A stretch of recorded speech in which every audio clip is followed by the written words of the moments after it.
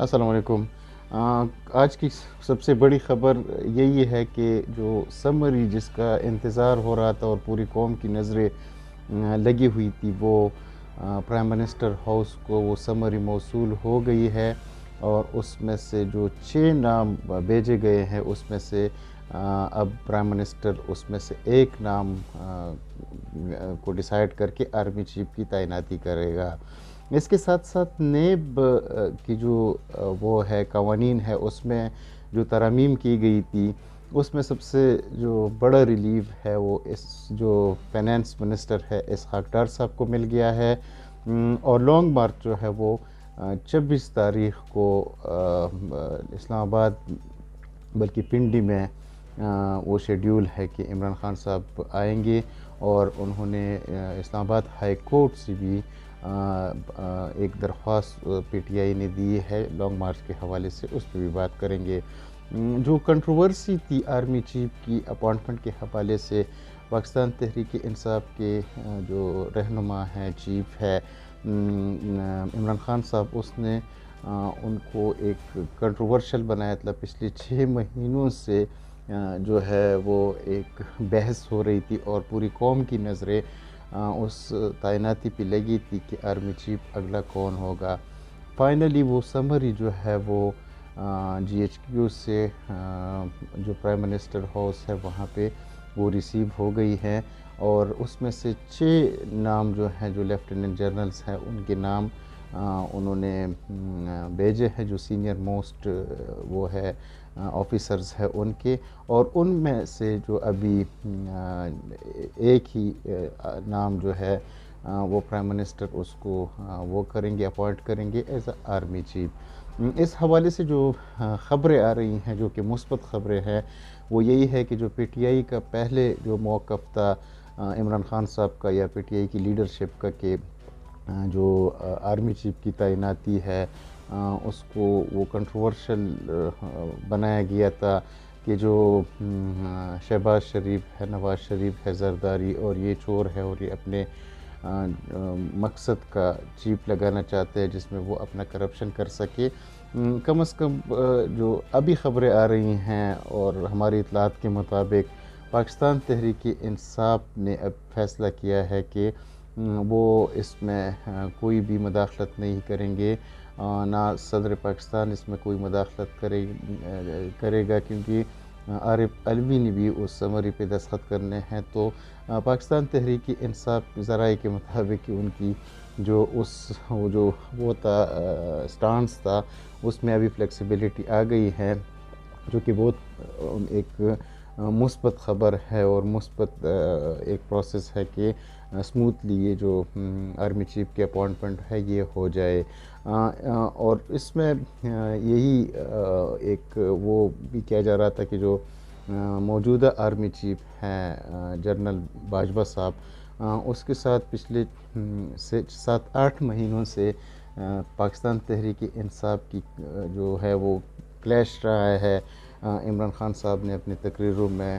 Indirectly یا directly ان کو پاکستان فوج کو کرٹیسائز کیا ہے، لیکن اب یہ خیال کیا جا رہا ہے کہ پاکستان تحریک انصاف جو ہے وہ چونکہ جب نیا آرمی چیف آئے گا تو ان کے ساتھ وہ کنٹروورسی نہیں ڈیولپ کرنا چاہتے ہیں، اس لیے انہوں نے کہا ہے کہ ہم اس میں ابھی کوئی بھی اس پہ ریئیکشن نہیں دیں گے اور اس عمل کو ہم اسموتھلی ہونے دیں گے، اور حکومت کی یہ وہ ہوگا جس کو بھی وہ آرمی چیف بنانا چاہیں اس میں پی ٹی آئی کوئی مداخلت نہیں کرے گی، جو کہ ایک پازیٹیو امپیکٹ ہے۔ اچھا، جو نیب میں جو قوانین ترامیم کی گئی تھی جس کے بارے میں پاکستان تحریک انصاف بھی یہ اس کو کرٹیسائز کر رہی تھی کہ جو نئے ترامیم جو ایکٹ لایا گیا ہے نیشنل اکاؤنٹیبلٹی بیورو میں، اس میں یہ ہے کہ جو کرپشن کے کیسز ہیں یا جو دوسرے کیسز ہیں اس میں ان کو ریلیف ملے گا۔ کل احتساب عدالت نے جو فائنانس منسٹر ہے اسحاق ڈار صاحب، اس کا جو کیس ہے وہ ختم کر دیا، اور یہ بتایا جا رہا ہے کہ وہ جو احتساب عدالت نے جو فیصلہ سنایا ہے اس میں یہ کہا گیا ہے کہ نیب کی جو قوانین تھی اس کی ترمیم کرنے کے بعد یہ کیس اب ہم انٹرٹین نہیں کر سکتے. تو اس وجہ سے جو سب سے بڑا ایک ریلیف مل گیا ہے وہ اسحاق ڈار صاحب کو مل گیا ہے. اسحاق ڈار صاحب سے جو انکم سے زیادہ اثاثے بنانے کا کیس تھا، الزام تھا، جس میں وہ مفرور بھی تھے. وہ پرائم منسٹر کے طیارے میں لندن گئے تھے، اور پھر جب ابھی ان کو فائنانس منسٹر بنایا گیا تو پھر بھی وزیر اعظم شہباز شریف کے طیارے میں وہ پاکستان آئے تھے، اور اس پہ یہ کیس چل رہا تھا جو کرپشن کا ہی کیس تھا. لیکن اب جو نیب کی جو قوانین ہے اس میں جو ترمیم کی گئی ہے تو اس میں بہت سے لوگوں کو ریلیف مل گیا ہے. اس میں کچھ پی ٹی آئی کی جو لیڈرز ہیں وہ بھی شامل ہے کہ ان کو بھی ان قوانین سے ریلیف مل جائے گا، اور اسی طرح دوسری پارٹیز کے جو لیڈرز ہیں ان کو بھی. پاکستان تحریک انصاف کا جو لانگ مارچ ہے یا حقیقی آزادی تحریک کا جو دھرنا ہے، انہوں نے پہلے جو اسلام آباد انتظامیہ کو ایک اپلیکیشن دیا، درخواست دیا تھا کہ جو فیض آباد ہے وہاں پہ ہمیں اجازت دی جائے، اور جو ایکس پرائم منسٹر ہے عمران خان صاحب، اس کی ہیلی کاپٹر کو پریڈ گراؤنڈ میں لینڈ کرنے کی اجازت دی جائے، جس پہ جو اسلام آباد انتظامیہ ہے انہوں نے کچھ ریزرویشن وہ اٹھائے تھے، جس کے بعد پاکستان تحریک انصاف نے اسلام آباد ہائی کورٹ سے رجوع کر دیا ہے. اور ابھی دیکھنا ہوگا کہ اسلام آباد ہائی کورٹ اس کے بارے میں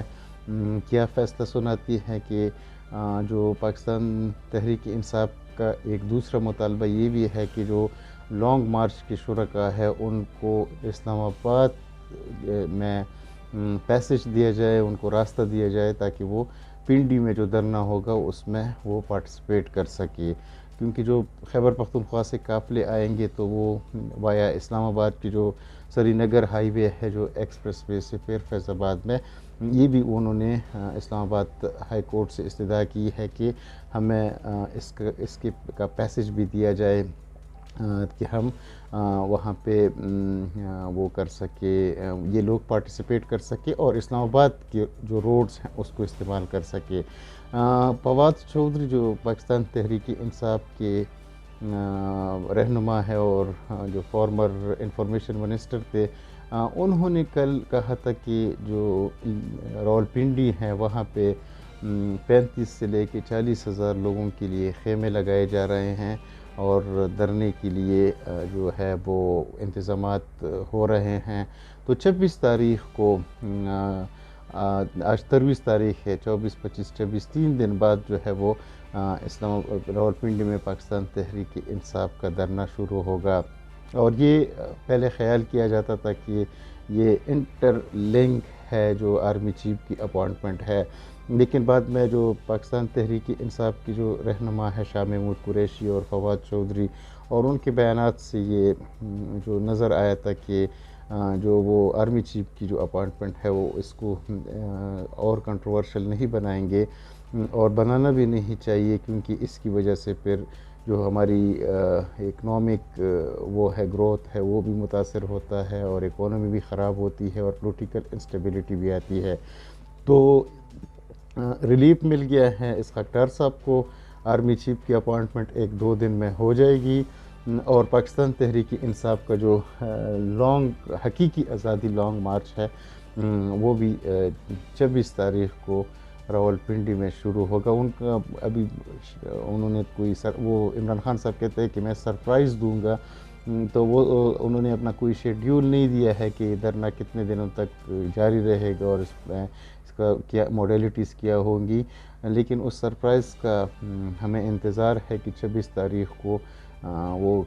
کیسا رخ اختیار کر لیتا ہے. باقی جو ہے دیکھا جائے گا، اور جو اکانومی ہے وہ تو ڈیٹوریٹڈ سچویشن میں ہے، اور روز بروز جو ہے مہنگائی میں اضافہ ہو رہا ہے، اور ڈالر کو بھی اسٹیبلٹی نہیں مل رہی ہے، اور پچھلے 5-6 مہینوں سے جو ہے ملک کی جو اقتصادی حالت ہے وہ اس پولیٹیکل کنٹروورسی کی وجہ سے وہ بہت زیادہ ایک انسٹیبل سچویشن کی طرف بڑھ گئی ہے۔ عمران خان صاحب کا ہر وقت وہ کہتا ہے کہ یہ ملک ڈیفالٹ کر جائے گا اور جو ریزرو ہے فارن ریزرو اور وہ ختم ہو رہے ہیں، لیکن اسحاق ڈار صاحب جو فائنانس منسٹر ہے وہ کہتا ہے ڈیفالٹ کا کوئی خطرہ نہیں۔ ابھی ہم نے دیکھنا ہے کہ جو اکانومی وہ ہے وہ کیسے گرو کرے گی اور پولیٹیکل سٹیبلٹی کیسے آئے گی، اور پاکستان تحریک انصاف کا جو مین ایک مطالبہ ہے کہ الیکشن کا اعلان کیا جائے۔ تو ابھی جو ابھی دھرنا ہوگا تو اس میں دیکھا جائے گا کہ حکومت جو پاکستان تحریک انصاف کا جو مطالبہ ہے اس پہ عمل کرتی ہیں، الیکشن کا کوئی موڈیلٹیز طے ہوتے ہیں ارلی الیکشن کا، کیونکہ پاکستان جو democratic movement P D M کی جو حکومت ہے وہ بھی